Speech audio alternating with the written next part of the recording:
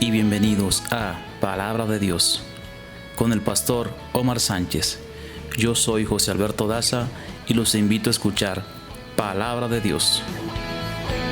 Dios quiere llamarnos al arrepentimiento, que si aún no le hemos entregado nuestra vida a Jesucristo, lo hagamos. Dios quiere que vivamos pendientes de la venida de su Hijo Jesús, que permanezcamos en un estado de perpetua preparación. Eso debe motivarnos a llevar una vida en santidad y a paz con Dios.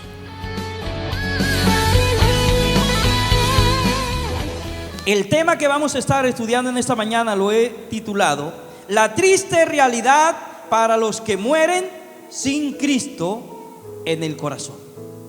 La triste realidad, es una triste realidad para los que mueren sin Cristo en el corazón. ¿Por qué una triste realidad? Porque lo que vemos en este pasaje que acabamos de leer es una realidad, pero es una realidad muy triste. Es una realidad que no queremos que ninguno esté ahí. Y por eso usted encuentra a través del mundo, encuentra predicadores, encuentra iglesias, encuentra emisoras, encuentra televisoras. ¿Por qué?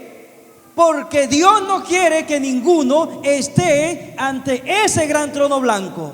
Dios quiere que todos estemos con Él el día que Él venga a arrebatar la iglesia, y cuando sea el juicio del gran trono blanco no esté ninguno. Pero lastimosamente dice la palabra de Dios que los que se pierden son innumerables como la arena del mar. Son incontables, no se puede contar la gran multitud que se va a perder. Pero ¿qué quiere Dios en esta mañana? Dios quiere hacernos un llamado de atención. Dios quiere llamarnos la atención para que usted y yo cada día nos preparemos de la mejor manera.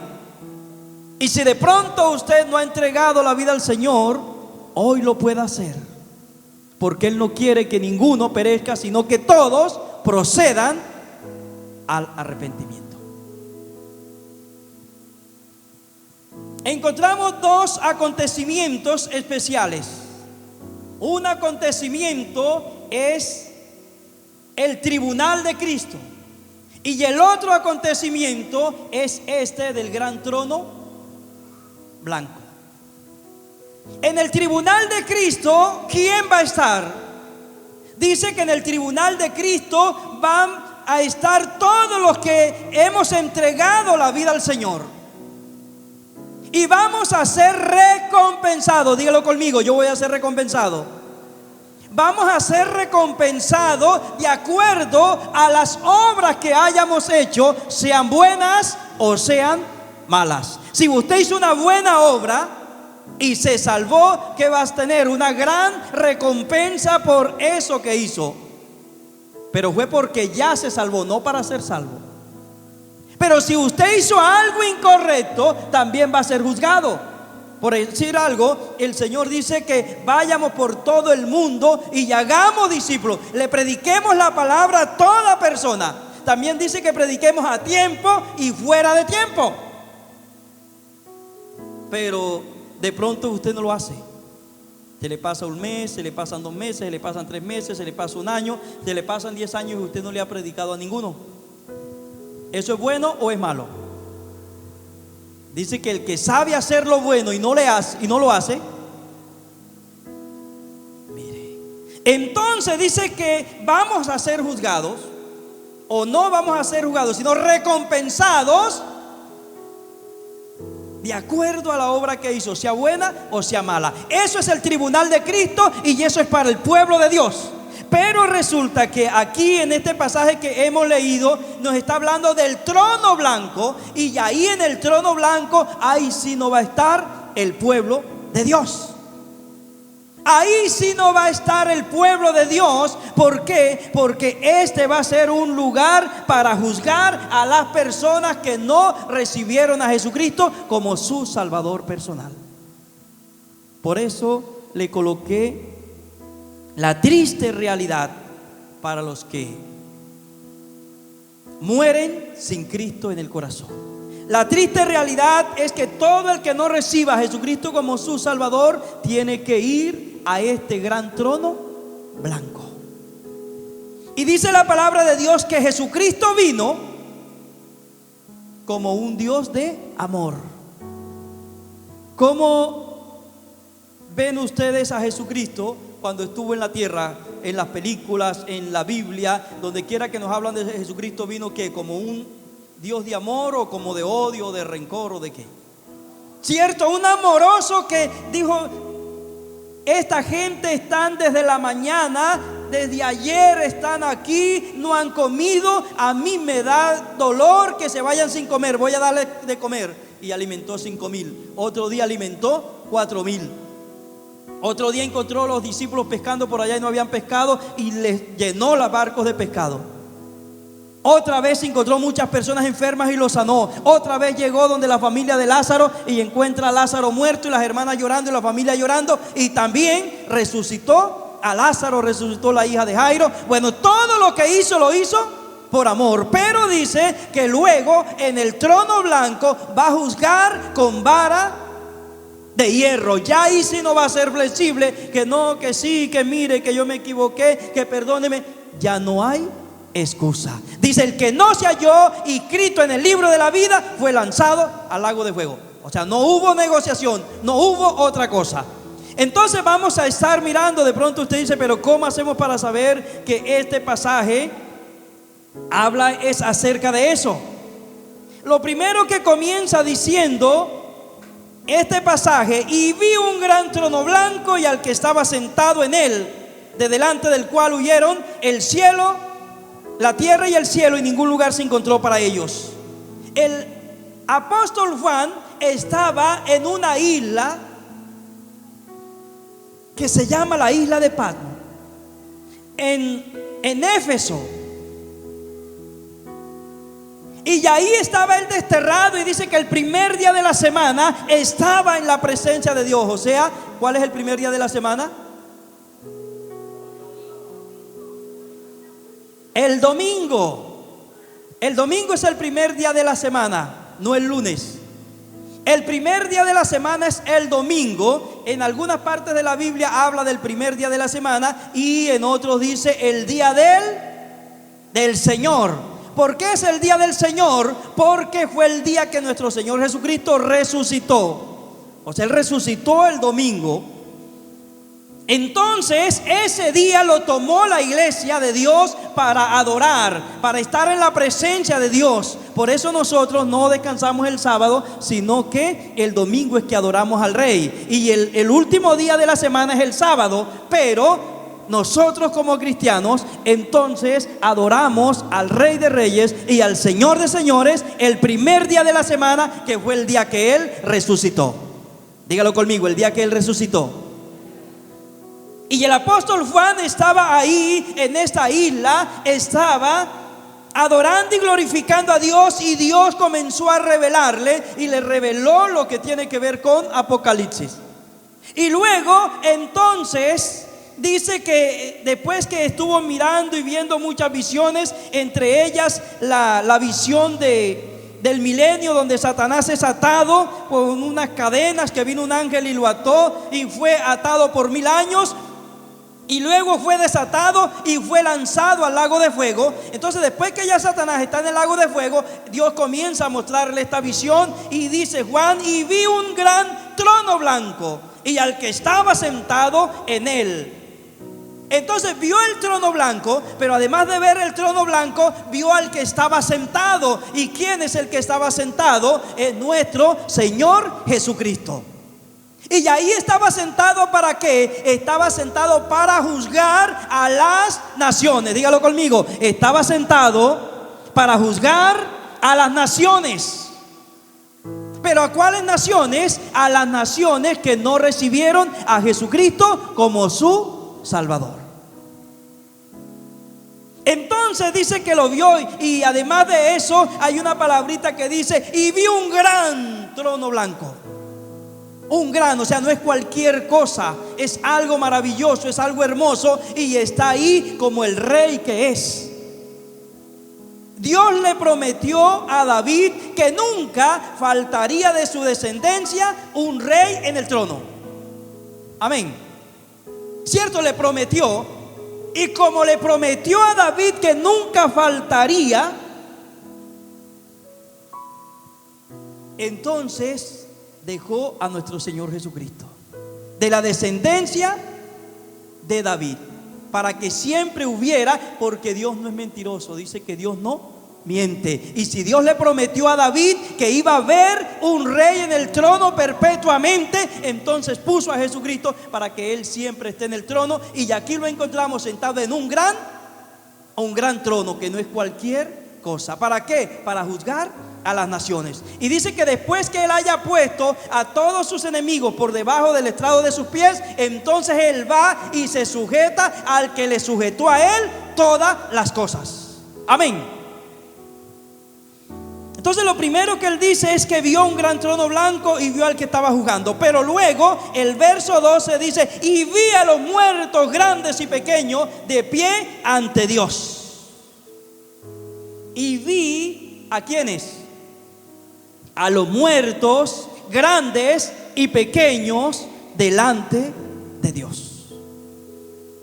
Aquí en la tierra nosotros medimos, ¿cierto? Grandes y pequeños. Grandes y pequeños. Pero pudiéramos mirar, para interpretar este pasaje de los muertos grandes y pequeños, podemos mirar tres grupos.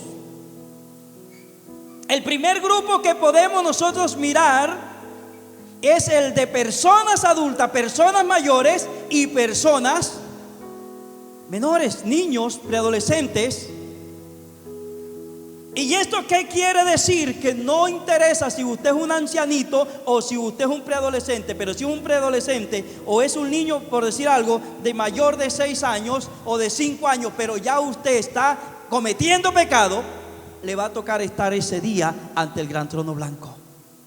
No importa si es un ancianito de 70, 80, de 100 años y cometió pecado, tiene que estar ahí. Pero no importa si es un niño que apenas comienza a vivir y murió en el pecado, tiene que estar ahí delante de Dios. No hay excusa. No, porque es que yo apenas cometí un solo pecadito y no sé qué y no sé cuándo. No importa, usted desobedeció. ¿Por qué? Porque cuando ya el niño comienza a entender qué es lo bueno y qué es lo malo, inmediatamente se le cuenta como pecado. A no ser que de pronto el niño no sepa qué es lo bueno y qué es lo malo y haga algo malo. Dios no va a juzgar a ninguno por algo que no sabe. Pero ya ustedes saben que los niños inmediatamente comienzan a crecer. Nosotros decimos: no haga esto porque es malo. No haga esto. ¿Y qué hace el niño cuando ya crece un poquito?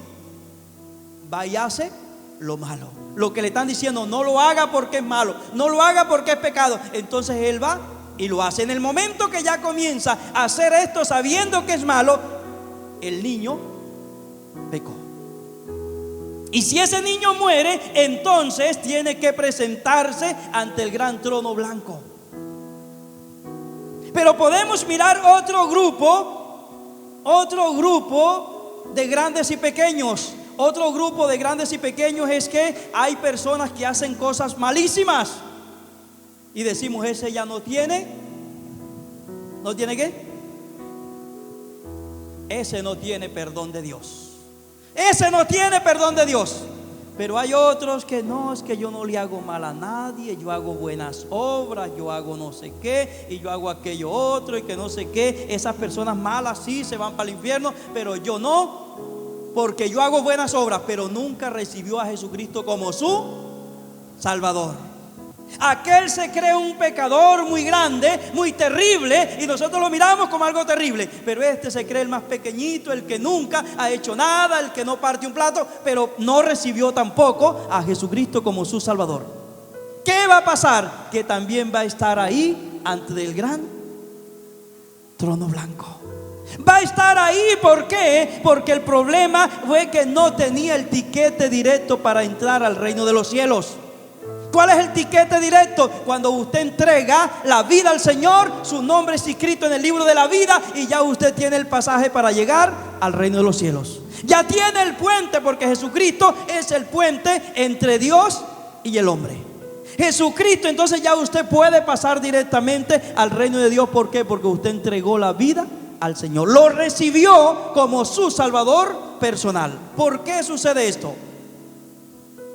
Porque mire todo lo que Dios ha hecho. Dios ha hecho una cantidad de cosas para que nosotros seamos salvos. Si hay alguien que está interesado en que nosotros seamos salvos, es Dios. Y a veces nosotros creemos que Él anda con un látigo buscando a ver quién se descuida para... No.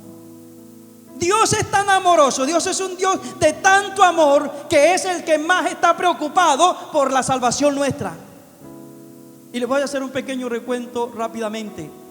Dios quería que todo mundo fuese salvo, y colocó a Adán y a Eva en el huerto del Edén para que toda la raza humana, dice que la mente de ellos era correcta.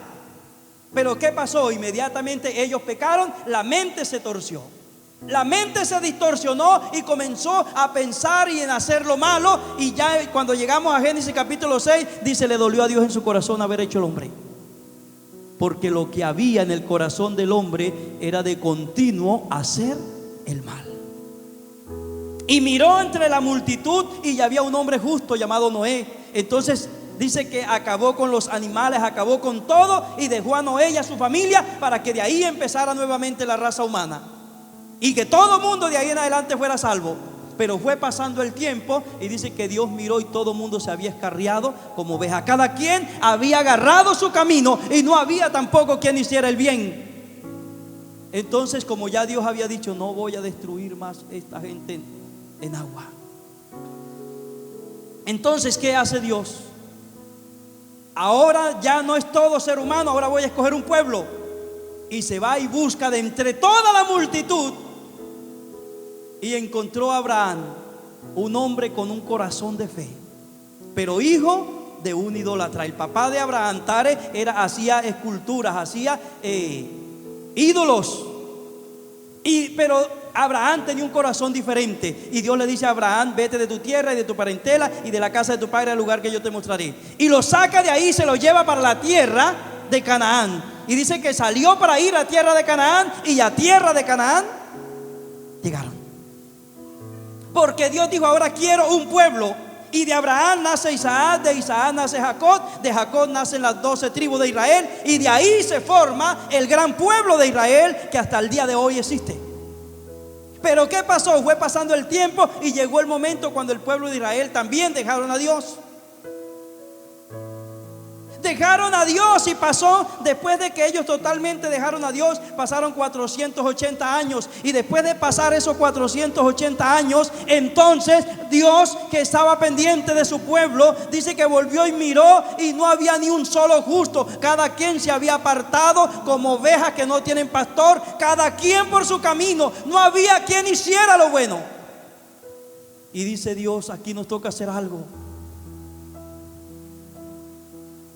Y es cuando envía a Jesucristo a morir por cada uno de nosotros. Y es cuando viene Jesucristo, se humanó y estuvo predicando durante 3 años, y luego murió para que nosotros seamos salvos. Porque de pronto alguien dice: pero ¿cómo es posible? Dios no es así, Dios no es malo. Dios no es malo, Dios ha estado luchando a través de las épocas para que el hombre sea salvo.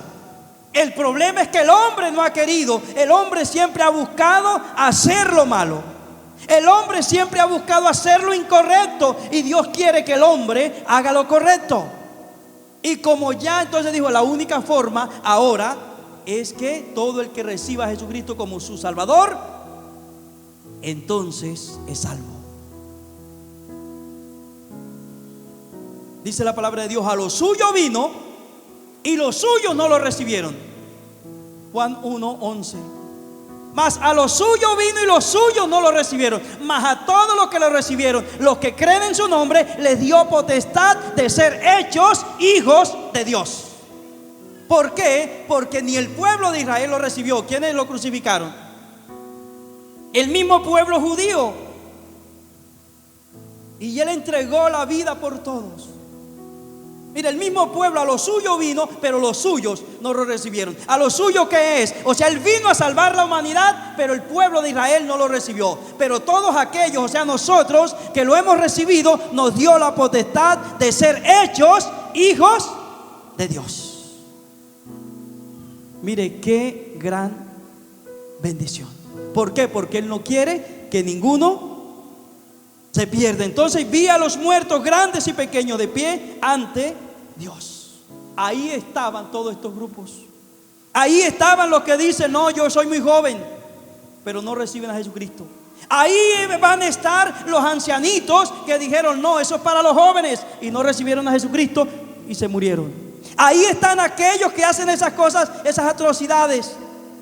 Pero también están los que dicen: no, yo no hago mal, yo siempre hago lo bueno, yo siempre hago el bien, yo ayudo, yo le doy al necesitado, yo le doy al que necesita, y por eso soy salvo. Usted no es salvo por darle al que necesita. Usted no es salvo por darle al necesitado. Usted no es salvo por ayudar a ninguno. Usted es salvo por haber recibido a Jesucristo como el Salvador de su vida. El día que usted recibe a Jesucristo, ese día puede decir: yo soy salvo.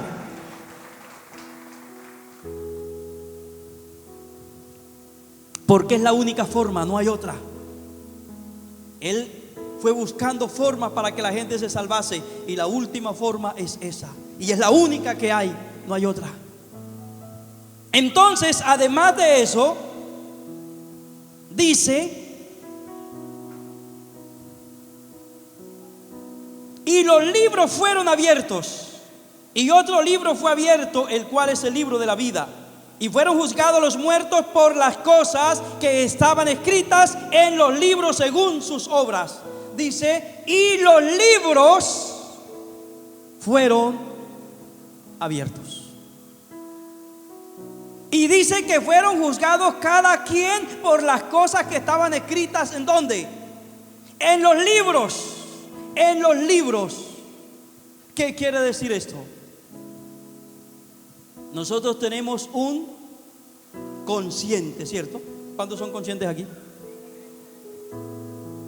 Tenemos un subconsciente. ¿Cuántos tienen subconsciente aquí? Y tenemos un inconsciente.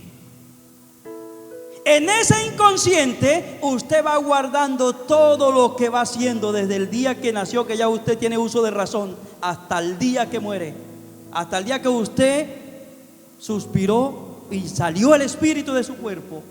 Usted mismo fue copiando todo esto ahí. Usted fue copiando en ese libro, en el libro suyo.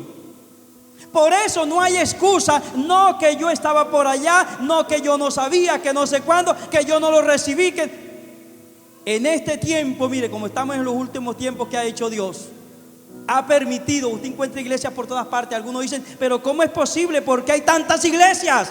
¿Por qué hay tantas denominaciones? ¿Y por qué estos se visten así? Estos se visten así, estos hacen esto. Dios ha permitido, ¿para qué? Para que el hombre no tenga excusa, para que el hombre diga: pero es que a mí no me predicaron, o lo que pasa es que allá había una pero no me gustó. Bueno, si no te gustó allá, ¿por qué no te fuiste para allá? O sea, no hay excusa. El todo es que se está predicando la palabra en todas partes. En los barrios hay células, en las ciudades, en los pueblos, en los montes. Usted va al lugar más remoto y ahí encuentra una iglesia donde se predica la palabra de Dios. Usted prende la televisión y ahí encuentra canales donde se predica la palabra de Dios. Usted prende el radio y ahí encuentra. Usted va al celular y ahí sí es verdad que va a encontrar palabra de Dios por todas partes. ¿Por qué? Porque estamos en los últimos tiempos y Dios quiere que el evangelio sea predicado. Dice que hasta que no sea predicado este evangelio del reino en todo el mundo, no vendrá el fin. Y en este tiempo es muy poquito los lugares donde no se ha predicado. Las únicas partes donde no se les ha predicado el evangelio son en las personas que tienen otro idioma y todavía la Biblia no se le ha hecho la traducción a ese idioma. Y una de las últimas traducciones que han hecho en estos últimos tiempos es la traducción para los guayú. Ya los guayú tienen su Biblia en Guayunaike, porque fue una de las últimas que estaban trabajando. Una traducción se demora más de 10 años y se lleva una millonada de pesos, pero vale la pena hacer el esfuerzo. Y ya tienen ellos su Biblia, por lo menos el Nuevo Testamento. No sé si el Antiguo Testamento, pero el Nuevo ya está listo y ya ellos lo tienen. Entonces dice la palabra: y los libros fueron abiertos. ¿Cuál es el libro? El inconsciente, donde usted guardó todo. La computadora que usted tiene dentro de usted, y fue guardando y fue guardando y fue guardando. Por eso usted puede meterse en la profundidad de la tierra y allá peca, y ahí ese pecado va a estar el día que aparezca. Usted se va a una montaña y ahí peca y va a aparecer. Usted se puede ir. Mire, el que dice la palabra de Dios, el que va a hacer lo malo busca la noche para que ninguno lo vea. Pero lo que pasa es que cree que en la noche no lo ven. Vamos a ver que dice la palabra también, que en la noche es cuando nosotros brillamos más delante de Dios. ¿Cierto? Nos escondemos en la oscuridad para que la gente no nos vea. Pero el problema es que ahí es donde Dios nos ve más rápido. Donde yo busque algo para esconderme, para pecar, que ninguno me vea, ahí es donde Dios más me está viendo. Es cuando estoy más cerca de Dios. Entonces no hay excusa para pecar.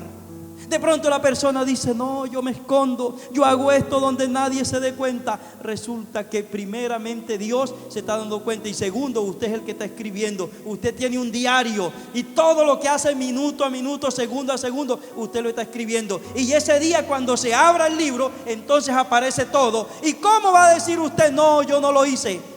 ¿Cómo va a decir usted: yo no lo hice, Señor, no sé quién me escribió eso? Si es la película suya lo que está ahí, es su película. Y ahí dice la palabra de Dios que es el lloro y el crujir de dientes. Ahí es cuando viene el lamento, cuando la persona dice: ya no hay oportunidad. ¿Y ahora qué hago? ¿Qué puedo hacer? Y el Señor dice: ya no hay solución. Pero vamos a ver, para que no diga que nosotros somos malos, y abre el libro de la vida, que es el libro de Dios, y vamos a buscar a ver si está escrito. Y comienza a buscar el nombre. No está. No está en el libro de la vida. No está. Y como no está en el libro de la vida, entonces dice: el que no se halló inscrito en el libro de la vida es lanzado al lago de fuego. ¿Por qué? Porque ese es el único lugar que está destinado para la persona que no está escrita en el libro de la vida. Porque solamente hay dos lugares. Hay un lugar que se nombra cielo, un lugar que es el lugar de Dios, pero hay un lugar que se nombra lago de fuego, que no fue creado para el hombre, fue creado para Satanás y sus ángeles. Cuando ellos desobedecieron, cuando fueron lanzados del cielo a la tierra, le crearon ese lugar a ellos. Pero ¿qué está haciendo Satanás? Engañando a la gente, engañando a la humanidad y embolatándolos con muchas cosas, diciendo: es mentira, lo que dice la Biblia es mentira, lo que dicen los predicadores es mentira. Y comienza a decir: esto es mentira y esto es mentira. Y la gente cree esa mentira y la convierte en una verdad. Pero resulta que ese día, cuando esté la persona ante el gran trono blanco, es cuando se va a dar cuenta que era una verdad lo que decía en la Biblia, pero ya no hay solución.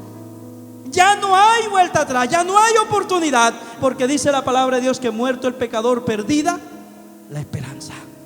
Cuando el hombre muere, con él se va toda la esperanza. Ya no hay oportunidad, ya no hay misa, ya no hay responso, ya no hay indulgencia, que usted comenzó y pagó indulgencia y pagó indulgencia y pagó indulgencia. Usted perdió la plata, porque ya no hay.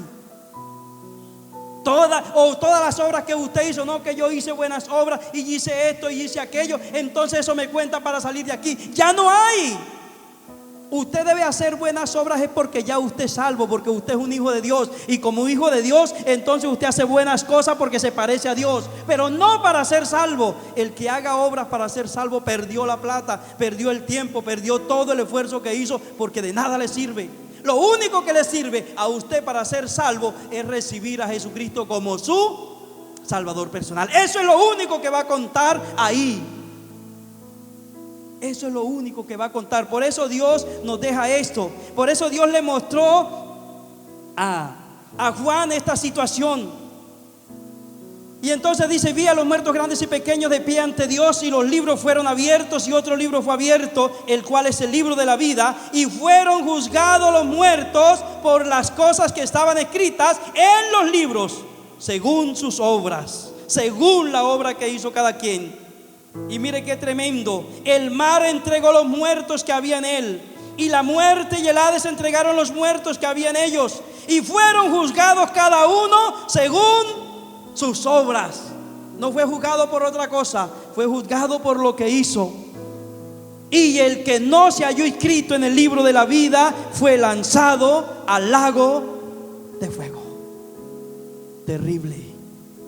Y dice: y esta es la muerte segunda, la separación del hombre de Dios.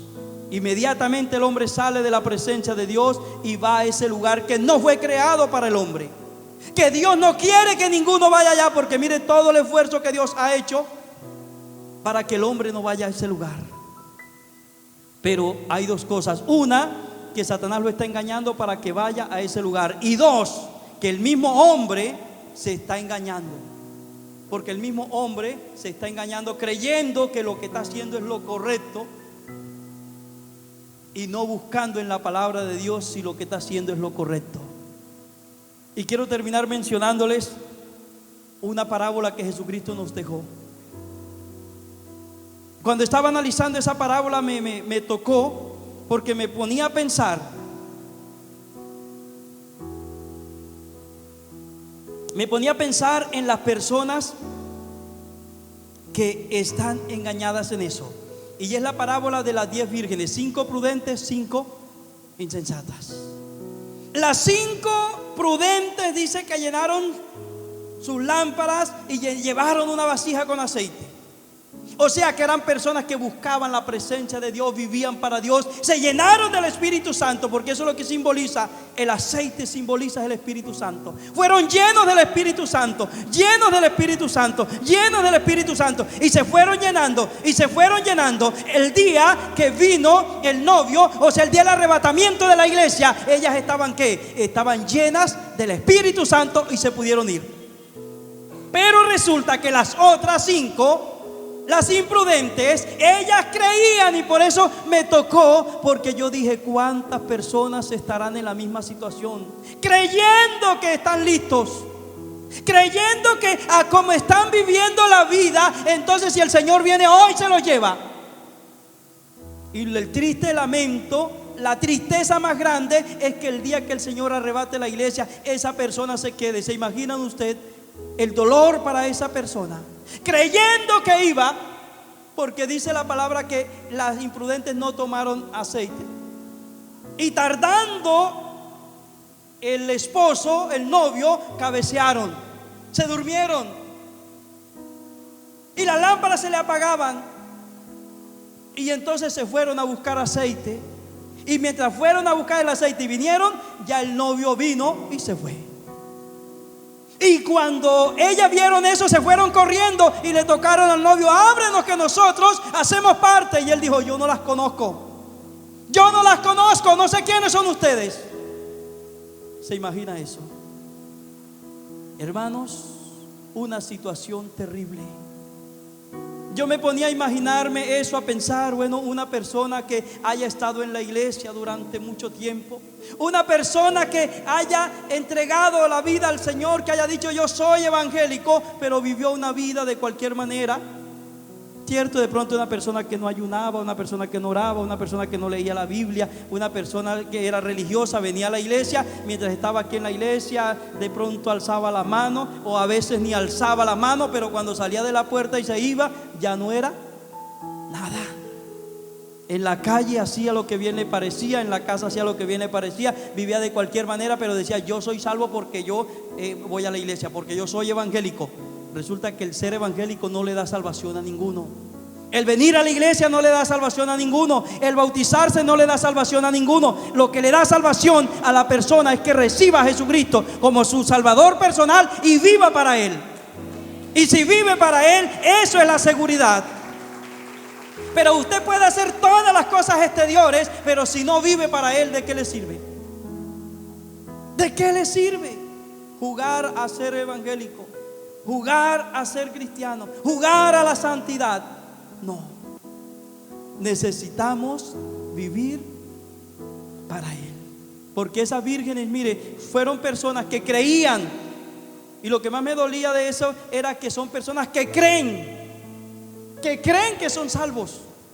Porque si la persona supiera que no, lo que yo estoy haciendo es incorrecto, esto es malo, esto no sé qué, no sé cuándo, pues cambiaría, ¿cierto? Sería transformado, sería renovado y se salvaría, ¿cierto? Un día haría un par en su vida y diría: lo que yo estoy haciendo no es correcto, hoy voy a afirmarme con Dios, voy a vivir para Dios. El problema es que ellos van a morir engañados, pensando que así como están bien.